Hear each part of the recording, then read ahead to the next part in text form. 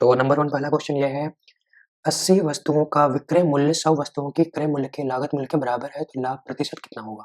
ठीक है? तो ये क्वेश्चन में दिया हुआ है। एक यहाँ पे ट्रिक मैं आपको बता देता हूँ। ये ट्रिक हमने बताया नहीं, ये आपको ट्रिक पता होना चाहिए। इस टाइप के क्वेश्चन के लिए हमको एक ट्रिक पता होना चाहिए। ये आपको याद करोगे तुरंत निकल जाएगा। ट्रिक ये है, इफ अगर uh, if the cost price of X सामान, एक्स गुड का जो है, कोई एक सामान है, उसका cost price selling price of Y goods, किसी सामान का कॉस्ट मतलब मान लीजिए कोई एक्स सामान है, उसका क्रय मूल्य किसी वाई सामान के विक्रय मूल्य के बराबर है। ठीक है? अगर ये केस है तो फॉर्मूला क्या होगा? प्रतिशत प्रॉफिट पूछ लिया, अगर उसने प्रतिशत प्रॉफिट अगर पूछ लिया उन्होंने, तो हम फॉर्मूला लगाएंगे x minus y divided by y into 100। अगर एक्स बड़ा है वाई से तो हम ये फॉर्मूला प्रतिशत प्रॉफिट ऐसे इस फॉर्मूले से निकालेंगे। इसी तरह से प्रतिशत लाभ अगर हमसे पूछ लिया कितने परसेंट का लॉस हुआ उसको, तो इसका फॉर्मूला हो जाएगा y minus x divided by y into 100, अगर वाई एक्स से बड़ा हो। ठीक है? ये आपको दोनों, या अगर ये ट्रिक आपको पता होगा ना, ये क्वेश्चन आप तुरंत कर लोगे 1 मिनट में, क्योंकि कॉम्पिटिटिव एग्जाम में आपको ट्रिक्स पते होने चाहिए, क्योंकि हमारे पास टाइम ज़्यादा नहीं होता है, तो आप इस चीज़ को याद कर सकते हो। सिंपल सा चीज़ है, अगर एक्स वस्तुओं का क्रय मूल्य वाई वस्तुओं के विक्रय मूल्य के बराबर हो, तो हम ये फॉर्मूला लगाएंगे। ठीक है? तो हम यहाँ पे क्वेश्चन में देखते हैं क्या बोला है। हाँ, 80 वस्तुओं का विक्रय मूल्य 100 वस्तुओं की क्रय मूल्य के बराबर है। 100 वस्तुओं की क्रय मूल्य के बराबर है, इसका मतलब क्रय मूल्य वाला एक्स मान लेते ना हमने, तो 100 वस्तुओं का क्रय मूल्य, इसका मतलब ये दिया हुआ है, इसका मतलब एक्स दिया हुआ है 100 यहाँ पे, और एक्स वस्तुओं का विक्रय मूल्य के बराबर है ना, तो वाई दिया हुआ है यहाँ पे, क्योंकि ये केस यहाँ पे सेटिस्फाई हो रहा है, तो हमको सिर्फ एक्स वाई निकालना है, हमसे जो पूछेगा हम बता लेंगे। तो यहाँ पे वाई दिया हुआ है 80, तो हमसे पूछ रहा है प्रतिशत लाभ, प्रतिशत प्रॉफिट कितना होगा यहाँ पे। तो फार्मूला हमारे पास यहाँ पे ये वाला है, x minus y divided by y into 100। तो अगर हम वैल्यू पुट कर देंगे तो कितना हो जाएगा, 100 माइनस 80 डिवाइडेड बाई 100, नहीं सॉरी, डिवाइडेड बाई 80 हो जाएगा, ये वाई है ना, डिवाइडेड बाई 80 इंटू 100। एक जीरो से एक जीरो कट गया, 100 में से 80 गए 20, 20 इंटू 10/8। तो इसको करेंगे 2 पचे 10, 2 चौका 8, 4 पचे 20, ये हो जाएगा 25। इसका मतलब कि इसको 25% का प्रॉफिट हुआ। तो इसका बी ऑप्शन है करेक्ट, बी इसका हो गया आंसर। चलिए नेक्स्ट क्वेश्चन पे चलते हैं। नेक्स्ट क्वेश्चन में ये बोल रहा है कि एक गुड़िया का बाजार मूल्य लागत मूल्य से 35% अधिक है, यदि 15% की छूट दी जाती है तो इस सौदे पर कितना लाभ होगा उसको। ठीक है? ठीक है?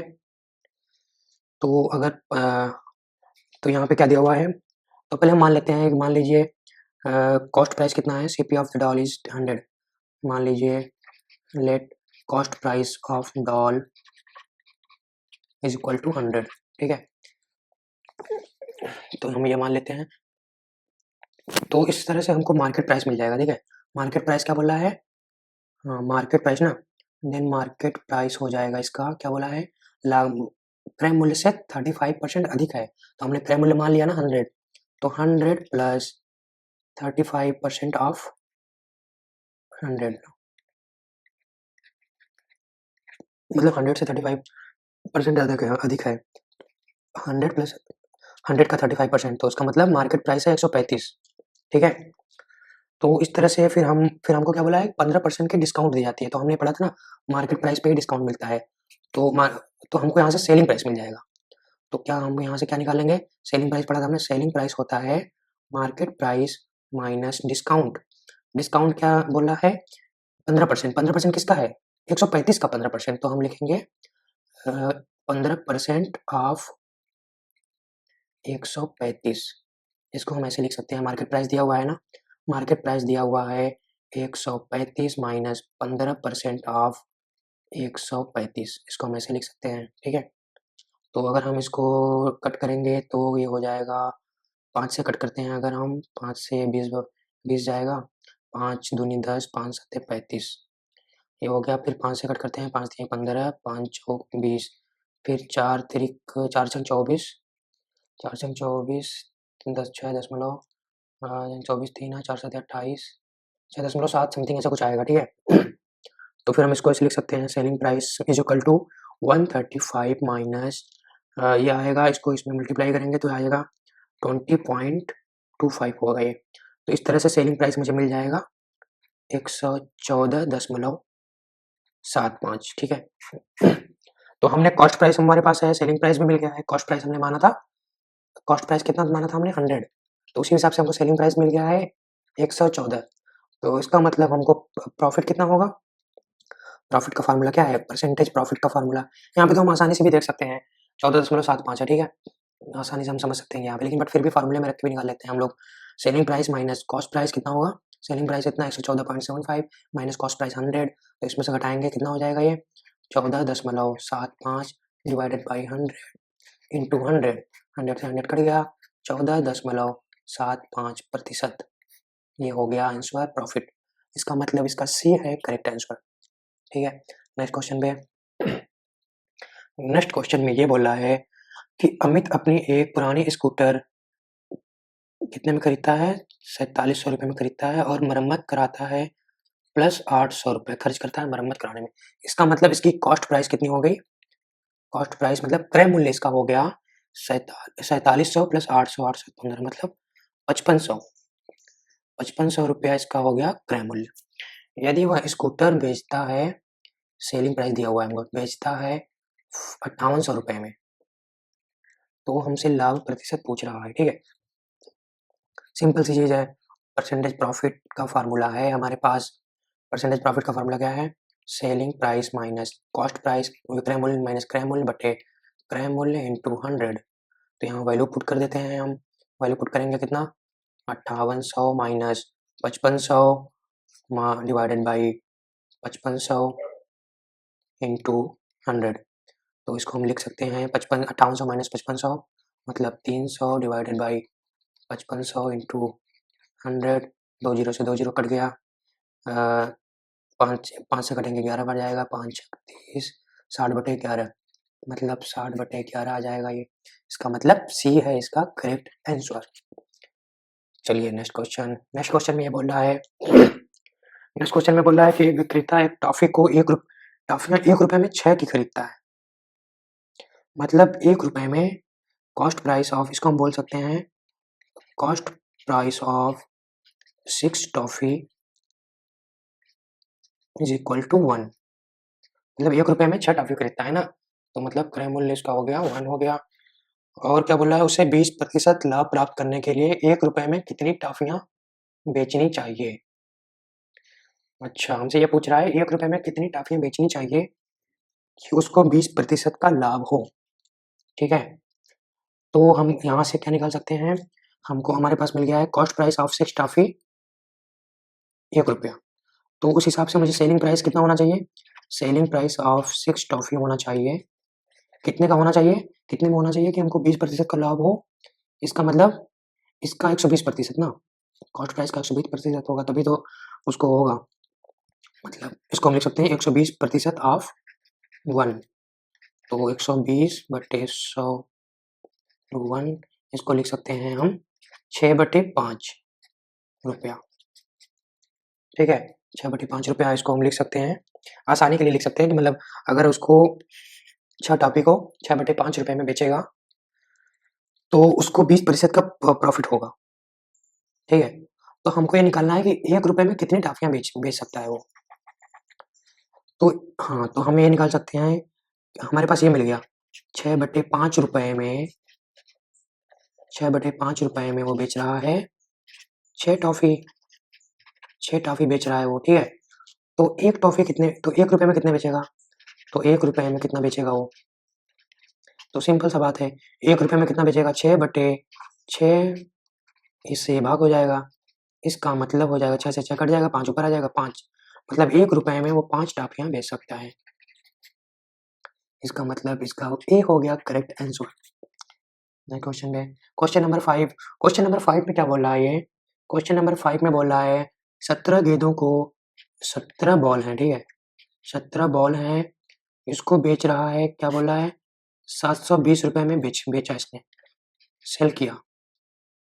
5 गेंदों की लागत मूल्य के बराबर नुकसान होता है। इतने बेचने पर इसको नुकसान होता है 5 गेंदों की लागत मूल्य के बराबर।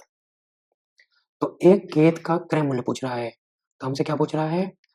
एक बॉल का क्रय मूल्य। हमको ये चीज निकालना है, ठीक है। अब हम सबसे पहले क्वेश्चन को अच्छे से समझना, पहला स्टेप होता है क्वेश्चन को समझना। तो क्वेश्चन में क्या बोला? 17 गेंदों को 720 रुपए में बेचने पर, तो हाँ, बेचने पर कितना हो रहा है? 5 गेंदों के मूल्य के बराबर नुकसान हो रहा है। इसका मतलब हम ये लिख सकते हैं, कॉस्ट प्राइस ऑफ, मतलब क्रय मूल्य ऑफ 17 बॉल माइनस विक्रय मूल्य, मतलब सेलिंग प्राइस ऑफ 17 बॉल, ठीक है, इज इक्वल टू हो जाएगा कॉस्ट प्राइस ऑफ 5 बॉल। ये समझ, ये सबसे इंपॉर्टेंट चीज इस क्वेश्चन में यही है। 17 गेंदों को 720 रुपए में बेचने पर 5 गेंदों के मूल्य के बराबर लॉस हुआ है। इसका मतलब जितने में खरीद, मतलब इतने में खरीदा है और इतने में बेचा है, तो इतने का लॉस हुआ है, ठीक है। तो ये क्वेश्चन है। तो इसी तरह से हम क्या निकाल सकते हैं? तो इस तरह से हम ये समझ सकते हैं ना, 5 बॉल को लॉस हुआ है, 5 बॉल के कॉस्ट प्राइस के बराबर लॉस हुआ है। तो इसका मतलब क्या हुआ कि तो इससे हमको क्या मिल जाएगा ना, 17 बॉल को बेचा है, इससे हमको मिल जाएगा, इसका मतलब यह हो गया cost price of 12 ball is equal to हो जाएगा सेलिंग प्राइस ऑफ 17 बॉल। ये भी बहुत कॉन्सेप्ट की, मतलब बहुत इंपॉर्टेंट टर्म हमने फाइंड आउट किया, इस क्वेश्चन से ही फाइंड आउट किया मैंने, जो उसने बताया उसी से। देखो कॉस्ट जैसे यहाँ पे है, ये 17 गेंदों को 720 रुपए में बेचने पर 5 गेंदों के क्रय मूल्य के बराबर नुकसान होता है। तो उस लाइन से हमने ये लिख सकता है कि क्रय मूल्य ऑफ 17 बॉल माइनस विक्रय मूल्य of 17 ball is equal to क्रय मूल्य ऑफ 5 बॉल, क्योंकि इतने का लॉस हुआ है तो इसका मतलब इतने का डिफरेंस है दोनों के बीच। तो इससे हमको ये फाइंड हो गया कि CP of 12 ball is equal to selling price of 17 ball को जितने रुपए में बेचा है, वो 12 बॉल को खरीदने में जितना रुपए लगा था, 17 बॉल को उतने में बेच दिया, ठीक है। ये हमको मिल गया और इसका प्राइस हमारे पास है, 17 बॉल को बेचा है 720 रुपए में, और ये 720 क्या है? 12 बॉल का क्रय मूल्य। 12 बॉल, सीपी ऑफ 12 बॉल है 720। तो अब हमको यहाँ से एक बॉल का क्रय मूल्य कितना होगा? 1 बॉल का सीपी निकालने के लिए 720 में से 12 को डिवाइड कर देंगे, 12 से 72 हो जाएगा 60। इसका ओवर डी होगा इसका करेक्ट आंसर, ठीक है। ये हो गया क्वेश्चन। अब हम चलते हैं क्वेश्चन नंबर 6 पे। क्वेश्चन नंबर 6 में भी देखो क्या बोल रहा है ये। क्वेश्चन नंबर 6 में ये बोल रहा है, क्वेश्चन नंबर 6 में क्या बोल रहा है कि 12% और 5% की क्रमिक छूट के बाद एक वस्तु 209 रुपए में बेची गई, तो उस वस्तु की कीमत क्या होगी? उस वस्तु का कॉस्ट प्राइस क्या होगा? ये हमसे पूछ रहा है, ठीक है। तो ये हमसे पूछ रहा है, मान लीजिए इसका कॉस्ट प्राइस है ₹100। मान लीजिए उस वस्तु की कीमत क्या है, ठीक है। उस वस्तु का कीमत पूछ रहा है ना, तो मान लीजिए उस वस्तु की कीमत थी ₹100। उसने 12% का छोड़ दिया, पहले कितने का छोड़ दिया उसने? 12% का, फिर 5% का छोड़ दिया, ठीक है। इसको पहले क्वेश्चन को आप ध्यान से समझ जाएंगे तो बहुत आसानी से आप सॉल्व कर सकते हो। तो ₹100, मतलब ₹100 का था वो, और उसमें इतने का छोड़ दिया, तो कितना बचा? पहले 12 रुपए का, 12% का छोड़ दिया, इसका मतलब हम पहले 12% का छोड़ दिया, फिर 5% का छोड़ दिया, ठीक है। तो हम इसको ऐसे लिख सकते हैं, 12% का छोड़ दिया तो इसका मतलब ये 88% बचा इसका, एक्स का 88%, फिर एक्स का 95%। इसको हम लिख सकते हैं 88% of x and 88% and 95% of x, क्योंकि इतने का छूट मिला तो इतना बचा है, तो एक्स इक्वल टू हो जाएगा 209। तो इसको हम लिख सकते हैं, इसको लिख सकते हैं कितना? 88 into divided by 100 into 95 divided by 100 into x is equal to 209, ठीक है। इसको अगर हम सॉल्व करेंगे तो हम लिख सकते हैं स्कोर को, x इक्वल टू हो जाएगा 209 divided by 88 into 95 into 100 into 100। ठीक है, इसको सॉल्व करेंगे अगर हम इसको सॉल्व 5 से काटेंगे तो 19 टाइम्स जाएगा, ये 5 से काटेंगे तो 20, और ये 209 को 19 से काटेंगे तो ये 11 बार जाएगा, फिर 11 8 88 हो गया, 8 को 4 दूनी 8, ये हो जाएगा 25, 2 को इससे करेंगे 10, तो x इज इक्वल टू हो जाएगा 25 इंटू 10 मतलब 250 होगा इसका आंसर। ठीक है, ये क्वेश्चन हो गया। चलते हैं अगले क्वेश्चन नंबर 7। हाँ, क्वेश्चन नंबर 7 में क्या बोल रहा है, अगर एक वस्तु को 200% के लाभ पर बेची जाती है तो उसका लागत मूल्य और विक्रय मूल्य का अनुपात क्या होगा। तो हमको दिया है प्रतिशत प्रॉफिट दिया हुआ है यहाँ पे 200%, ये पूछ रहा है लागत मूल्य और विक्रय मूल्य मतलब सीपी और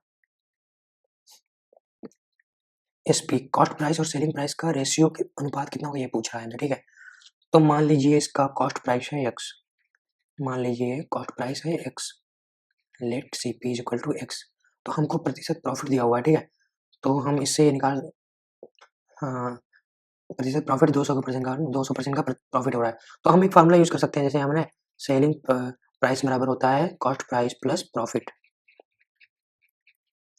तो सेलिंग प्राइस मुझे नहीं पता है, कॉस्ट प्राइस हमको है x, प्रॉफिट उसको हुआ है इतने पे बेचा है कि 200% के लाभ पर बेचा है ना, 200% के लाभ पे बेचा है, तो 200% of x, 200% of x,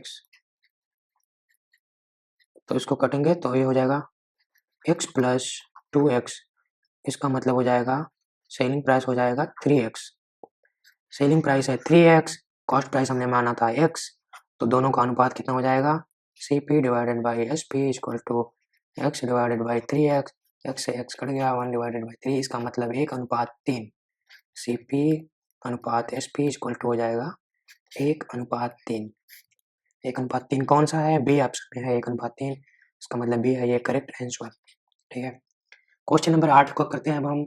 question number 8 में क्या दिया हुआ है, एक किताब को 360 रुपए में बेचकर 20% का लाभ प्राप्त किया गया है, इसका मतलब सेलिंग प्राइस दिया हुआ है 360 रुपए, परसेंटेज प्रॉफिट हमको दिया हुआ है, परसेंटेज प्रॉफिट दिया हुआ है 20%, किताब का लागत मूल्य क्या होगा, मतलब कॉस्ट प्राइस पूछ रहा है, कॉस्ट प्राइस हमसे पूछ रहा है, तो कॉस्ट प्राइस का फार्मूला हमारे पास क्या है, एक फार्मूला है ना, ये सेलिंग प्राइस बराबर होता है cost price plus profit. Cost price हमारे पास पूछ रहा है, वो सेलिंग प्राइस दिया हुआ है 360, प्रॉफिट कितने का हुआ है 20%, मतलब प्रॉफिट हमको हुआ है 20% का ना, तो 20% ऑफ सीपी। ठीक है, 20% ऑफ सीपी मतलब कॉस्ट प्राइस का 20% ना, तो ये वो इसको लिख सकते हैं CP plus 20 into CP, CP मतलब कॉस्ट प्राइस, इसको हम ऐसे लिख सकते हैं 20% को ऐसे लिख सकते हैं 20/100 इंटू सीपी 20/100, इसको हम लिख सकते हैं सीपी प्लस सीपी बाई 5, या लिख सकते हैं 6 सीपी बाई 5। ठीक है, तो ये हो जाएगा 360 बराबर 6 सीपी बाई 5, 6 से इसको कट करेंगे, देंगे 6×6 60 आ गया, तो इस तरह से 5 को इधर से गुणा करेंगे 6×5 300, सीपी बराबर हो जाएगा, कॉस्ट प्राइस हो जाएगा 300 रुपये, कॉस्ट प्राइस हो जाएगा 300 रुपया, तो 300 रुपया इसका आंसर हो जाएगा, 300 दिया हुआ ऑप्शन में, हाँ ऑप्शन ए है, ऑप्शन ए इसका है करेक्ट आंसर। डन, अगले क्वेश्चन पे चलते हैं अब हम, क्वेश्चन नंबर 9। क्वेश्चन नंबर 9 में क्या बोल रहा है, एक दुकानदार 4 रुपए में क्या करता है, 4 रुपए में 6 टॉफियां खरीदता है, वो 4 रुपए में बाई करता है 6 टॉफी, 6 रुपए में 4 टॉफियां बेचता है, 6 रुपए में सेल कर देता है 4 टॉफी, तो प्रतिशत प्रॉफिट हमसे पूछ रहा है। ठीक है, प्रतिशत प्रॉफिट हमसे पूछ रहा है, तो इसका भी हमारे पास एक ट्रिक है, ठीक है। इसका ट्रिक हमारे पास क्या है, अगर इस टाइप का कोई भी क्वेश्चन आता है, ठीक है, कोई भी क्वेश्चन आता है कि ए ऐसे मतलब क्वेश्चन आ गया ना, कोई भी क्वेश्चन आता है तो इसका एक फार्मूला है हमारे पास, प्रतिशत प्रॉफिट इज इक्वल टू होता है A Y minus B X divided by B X into 100। ये है इसका फार्मूला, ठीक है, ये है इसका फार्मूला। तो इस फार्मूले में हम आराम से वैल्यू रख के निकाल सकते हैं। तो इस फार्मूले में क्या है, क्या क्या चीज दिया हुआ है यहाँ पे हमारे पास क्या दिया हुआ है, यहाँ पे दिया हुआ ये है x रुपए में अगर ए टॉफी खरीदता है, और क्या करते हैं, इस शॉप एक दुकानदार 4 रुपए में 4 टॉफियाँ खरीद कर उसे 6 रुपए में खरीद कर 6 रुपए में 4 टॉफियाँ बेचता है। x रुपए में 4 टॉफी, x रुपए में ए टॉफी खरीदा और y रुपए में बी टॉफी बेच दिया। तो इसका फार्मूला ये होगा, प्रतिशत प्रॉफिट हमसे पूछा, कोई भी सामान x रुपए में खरीद के x रुपए में एक क्वांटिटी बेच दिया और फिर क्या किया, y रुपए में नहीं, x रुपए में एक क्वांटिटी खरीद लिया, फिर y रुपए में बी क्वांटिटी सेल कर दिया। तो प्रतिशत प्रॉफिट निकालने के लिए ये फार्मूला इसका है, ठीक है। तो फार्मूले में हम वैल्यू रख देंगे, तो प्रतिशत प्रॉफिट इज इक्वल टू हो जाएगा, तो ए कितना है यहाँ पे, ए है 6, बी है वाई है 6, 6 into 6 minus B x, b कितना है, बी है 4, एक्स कितना है 4, डिवाइडेड बाई हो जाएगा बी एक्स, बी कितना है 4 इंटू 4 इंटू 100, अच्छा half 6, 6 into 6 36 minus 24, 24 into 100, sorry 4 into 4 16 होता है, गलती, इसको मैं इरेज कर देता हूँ गलत वाला,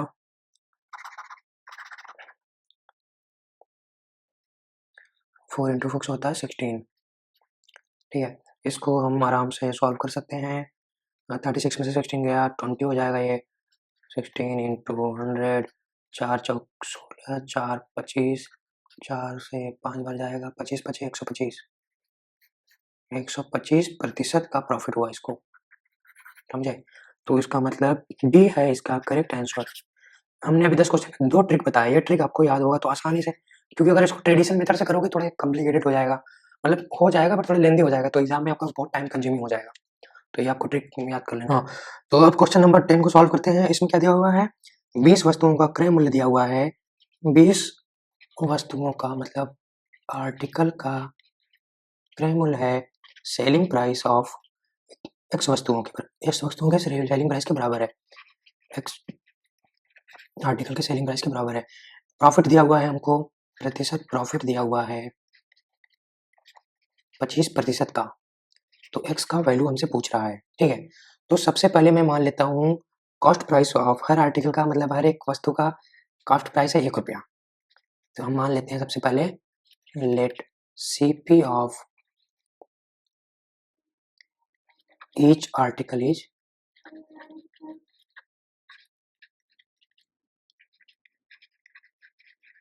ठीक है। तो अगर एक का 1 रुपया है तो एक्स का कितना होगा, CP of cost price of x article हो जाएगा, ये एक्स आर्टिकल का हो जाएगा कितना होगा, 100 रुपया हो जाएगा, ठीक है। तो यहाँ पे क्या दिया हुआ है, एक्स वस्तु सीपी ऑफ एक्स आर्टिकल हो जाएगा 100 रुपये के बराबर, और selling price of x article हमारे पास दिया हुआ है क्योंकि, तो इस तरह से क्या हो जाएगा, selling price of x article, selling price of x article is equal to, यहाँ पे दिया हुआ ना, एक्स वस्तुओं का विक्रय मूल्य 20 वस्तुओं के लागत मूल्य के बराबर है। तो selling price of x article क्या होगा, कॉस्ट प्राइस ऑफ 20 आर्टिकल। तो एक आर्टिकल का कॉस्ट प्राइस हमने माना है 1 रुपया, तो 20 आर्टिकल का कॉस्ट प्राइस हो जाएगा 20। तो इसका मतलब selling price of x article is 20, ठीक है, ये हमको मिल गया। अब हम इस वैल्यू में प्रतिशत प्रॉफिट वाला फार्मूला को यूज करेंगे। प्रतिशत प्रॉफिट वाला फार्मूला क्या है, प्रतिशत प्रॉफिट वाला फार्मूला ये है, कॉस्ट प्राइस नहीं, कॉस्ट प्राइस नहीं, selling price minus cost price is equal to cost price into 100। तो यहाँ पे सेलिंग प्राइस कितना है, selling price of x article है 20 माइनस कॉस्ट प्राइस हमने माना है एक्स आर्टिकल का x divided by x into 100। अब प्रतिशत प्रॉफिट यहाँ पे दिया हुआ है, प्रतिशत प्रॉफिट कितना दिया हुआ है 25, तो ये जो है 25 के बराबर हो जाएगा। तो 25 को हम 100 से काट सकते हैं, 100 को 25 से, 25 चौका 100 हो जाएगा, ये यहाँ पे 1 बचेगा। तो इस तरह से हम लिख सकते हैं 20 को 4 में गुणा करेंगे, 20 4 80 हो जाएगा, minus 4x is equal to x. तो इस तरह से हो जाएगा ये 80 इज इक्वल टू 5x। हम लिख सकते हैं 5 को इससे में काटेंगे 16, तो x बराबर हो जाएगा 16। इसका मतलब ये है x का मान हो गया 16, ये हो गया इसका आंसर। इसका मतलब भी है इसका। तो अगर आपको ये वीडियो अच्छी लगी हो तो प्लीज़ हमारे चैनल को सब्सक्राइब कीजिए, वीडियो को लाइक कीजिए और कमेंट बॉक्स में बताइए आपको जो भी जैसा भी लगा हो आप कमेंट करके बताइए। और आप कमेंट बॉक्स में मुझे बताइए कि आपको किसी और न्यू टॉपिक्स पे वीडियो चाहिए तो आप मुझे कमेंट में बता सकते हैं। और आप लोग को अगर कोई भी सपोर्ट चाहिए मैथ में या फिर कोई भी क्वेश्चन पूछना है तो आप लोग मेरे टेलीग्राम चैनल से जुड़ सकते हैं, आपको लिंक डिस्क्रिप्शन में मिल जाएगा। वहाँ पे आप लोग कोई भी क्वेश्चन डायरेक्टली हमसे पूछ सकते हो, मैं आपके हर एक क्वेश्चन का रिप्लाई करूंगा, ठीक है। तो मैं आप लोग के लिए मैथ को एकदम आसान बना दूंगा। बहुत आसान टॉपिक है मैथ, लोग इसको मतलब कठिन बना देते हैं, लोगों का बिजनेस बना लिया, बट मैं आपको फ्री में पूरा सपोर्ट करूंगा मैथ में। Thank you so much for watching this, all the very best.